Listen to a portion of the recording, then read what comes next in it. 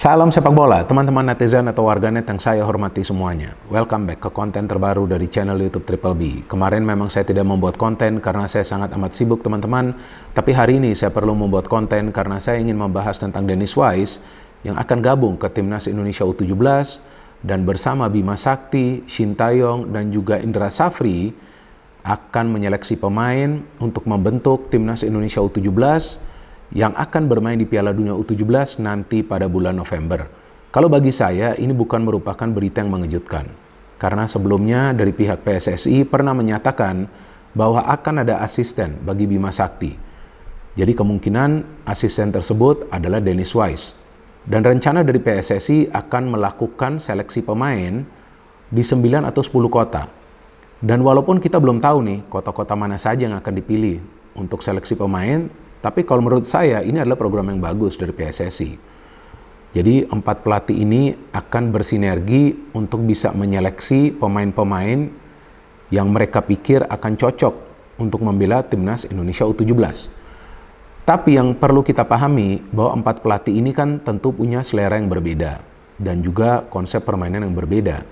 Jadi sangat penting juga nanti dari PSSI memberikan petunjuk kepada 4 pelatih ini agar mereka diberikan tanggung jawab dan juga wewenang untuk memilih para pemain. Dan kemudian rencananya dari PSSI akan mengumpulkan para pemain untuk pemusatan latihan di Indonesia dulu sebelum nanti mereka akan menjalankan pemusatan latihan di luar negeri dan juga akan ada beberapa pertandingan uji coba. Nah, yang menarik bagi saya adalah dalam urusan menyeleksi pemain. Karena yang perlu dilihat dari seorang pemain itu sebenarnya teman-teman bukan saja dari skill individunya, tapi juga dari teknik permainannya. Dan apa yang perlu dilihat dari teknik permainan? Ini kan para pemain yang akan dipilih masih berada di level akar rumput ya, atau grassroots level. Jadi yang perlu dilihat adalah cara mereka dalam yang pertama, memberikan passing, yang kedua, dalam shooting, yang ketiga, dalam heading, yang keempat, dalam tackling, yang kelima, dalam pressing, yang keenam, dalam hal melakukan intercept, yang ketujuh, dalam hal melakukan sprint, jarak panjang atau juga jarak pendek, dan lain-lain yang perlu mereka lihat adalah dari segi non-teknis juga ya, artinya bagaimana kesiapan dari sang pemain juga untuk bisa menjadi bagian dari Timnas Indonesia U17. Memang ini masih berada di level akar rumput, tapi ya tetap saja kita akan berbicara tentang tim nasional ya. Jadi ketika seorang pemain membela tim nasional, ya mentalnya harus siap. Jadi bukan mentalnya harus kuat, tapi mentalnya harus siap. Kenapa mentalnya harus siap? Karena bebannya tentu besar. Karena membela Timnas Indonesia. Itu pun membela Timnas Indonesia yang akan bermain di Piala Dunia. Jadi mentalnya ini harus benar-benar siap. Nah, bagaimana untuk bisa melihat mental pemain tersebut siap atau enggak? Ya dilihat dari nanti internal game. Nah, jadi yang saya harapkan nanti ketika sudah menyeleksi pemain, yang feeling saya akan menyeleksi mungkin sampai puluhan pemain ya. Nah, nanti harus ada internal game. Jadi dilihat nih, dalam internal game, seorang pemain itu seperti apa sih sikapnya? Seperti apa caranya dia memberikan passing, seperti apa dia shooting. Baru nanti seorang pelatih itu bisa menentukan pilihannya. Dan memang setiap pelatih ini tentu punya konsep permainan yang berbeda. Jadi nanti harus jelas juga pelatih mana yang pada akhirnya akan membuat keputusan untuk memilih seorang pemain yang akan menjadi bagian dari Timnas Indonesia U17. Jika semua pelatih yang diberikan tanggung jawab yang sama, maka artinya semua pelatih itu harus setuju. Dan kemudian pelatih yang akan melatih Timnas Indonesia U17 dalam hal ini Bima Sakti juga harus bisa sedikit banyak menjelaskan konsep permainannya kepada 3 pelatih lain yang akan ikut dengan Bima Sakti untuk menyeleksi pemain. Jadi yang dipilih pemainnya nanti yang kira-kira akan bisa memahami konsep permainan dari Bima Sakti. Karena nanti yang akan menjadi pelatih kan Bima Sakti.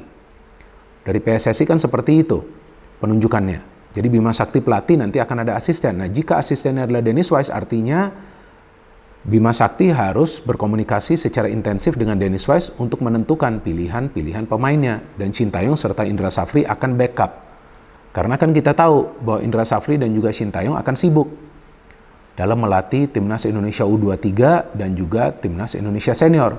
Kan Indra Safri akan melatih Timnas Indonesia U23, ada Asian Games, ada juga kualifikasi untuk ke AFC U23, kemudian Sintayong, timnas Indonesia senior yang akan bermain di kualifikasi Piala Dunia dan juga awal tahun depan akan bermain di Piala Asia. Nah, artinya dalam urusan menyeleksi pemain ini yang sekarang sangat vital. Kenapa saya katakan vital? Yang harus dipilih adalah pemain-pemain yang kira-kira akan punya mental yang siap dan juga teknik permainan dasar yang baik. Saya belum mengatakan bagus, tapi baik dulu. Nanti kan tinggal dipoles. Dan Dennis Wise ini kan adalah direktur teknik dari Garuda Select ya. Program Garuda Select. Jadi dia sudah punya pengalaman lah untuk melatih pemain-pemain muda Indonesia. Artinya sedikit banyak dia bisa tahu kekurangan dari para pemain Indonesia dan juga apa potensi yang bisa dikembangkan dari para pemain Indonesia. Jadi ini menurut saya adalah langkah yang bijak dari PSSI. Memilih Dennis Wise daripada memilih pelatih yang lain yang sebetulnya belum banyak punya informasi atau juga pengalaman dalam melatih pemain-pemain muda Indonesia. Dan juga kan dari program Garuda Select ada beberapa pemain yang juga berhasil membela timnas Indonesia. Apakah itu timnas Indonesia senior atau juga timnas Indonesia U20. Jadi ya, ini hadirnya Dennis Wise ini adalah sesuatu yang bagus. Nah, artinya momen ini harus bisa dimanfaatkan oleh Bima Sakti yang kita tahu.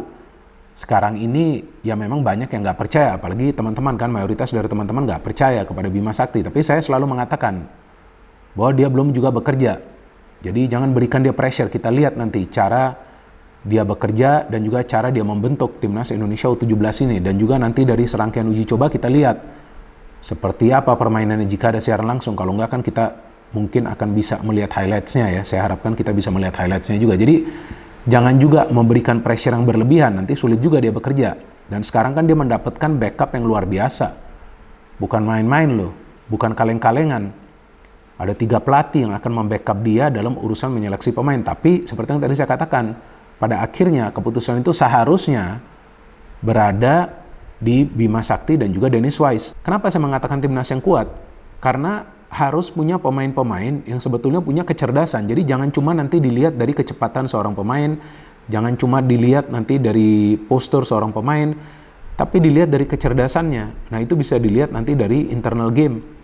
Ketika dia melakukan passing, ketika dia shooting, dan seperti yang beberapa kali telah saya katakan, shooting itu jangan ke arah kiper.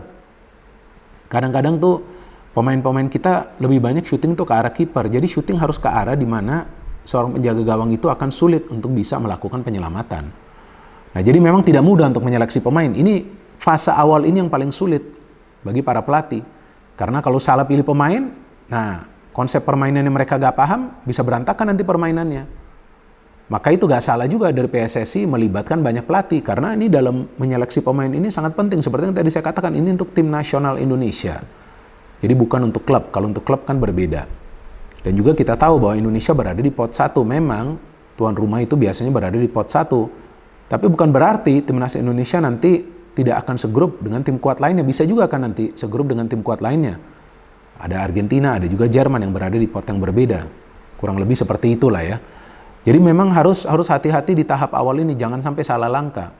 Dan saya harapkan nanti masyarakat juga bisa terlibat, memberikan informasi kepada PSSI, karena kan ya kita adalah bagian dari permainan sepak bola, betul kan? Kita adalah supporter, kita adalah pecinta tim nasional Indonesia. Nggak ada salahnya jika kita bisa memberikan informasi kepada PSSI, mungkin tentang seorang pemain atau tentang sekolah sepak bola di mana ada banyak pemain-pemain berbakat, di mana ada pemain-pemain yang punya potensi untuk membela timnas Indonesia, pemain-pemain yang punya potensi untuk menjadi pemain yang bagus. Nah, saya pikir gak ada salahnya jika kita bisa memberikan informasi tersebut, dan itu akan dipakai sebagai panduan bagi keempat pelatih ini dalam menyeleksi pemain. Jadi saya pikir ini adalah langkah awal yang perlu kita kawal dan juga perlu kita memberikan support secara positif. Jangan sampai di awal ini kita sudah menghujat satu sama lainnya, kita seolah-olah tidak percaya kepada para pelatih, karena saya yakin apa yang dilakukan oleh federasi saat ini adalah demi kemajuan sepak bola Indonesia dan juga tentunya untuk membentuk tim nasional Indonesia yang kuat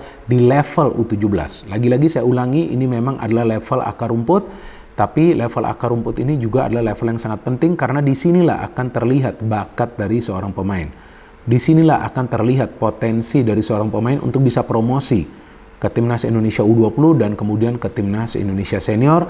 Jadi teman-teman, kita tunggu lagi nanti berita selanjutnya di kota mana saja seleksi pemain akan dilakukan, dan saya harapkan teman-teman juga bisa ikut terlibat. Seperti yang tadi saya katakan, berikanlah informasi seakurat mungkin dan juga sepositif mungkin dan juga sekonkret mungkin kepada PSSI jika teman-teman mungkin punya informasi tentang sekolah sepak bola yang memang ada banyak pemain yang berbakat, atau juga tentang pemain yang berbakat yang menjadi bagian dari sekolah sepak bola, atau juga pemain yang memang sangat berbakat yang memang layak untuk dipantau oleh keempat pelatih ini. Ya, saya sudah tidak sabar lagi teman-teman nanti untuk melihat pemain-pemain mana saja yang dipilih, dan juga untuk melihat kalau bisa salah satu uji coba dari Timnas Indonesia U17.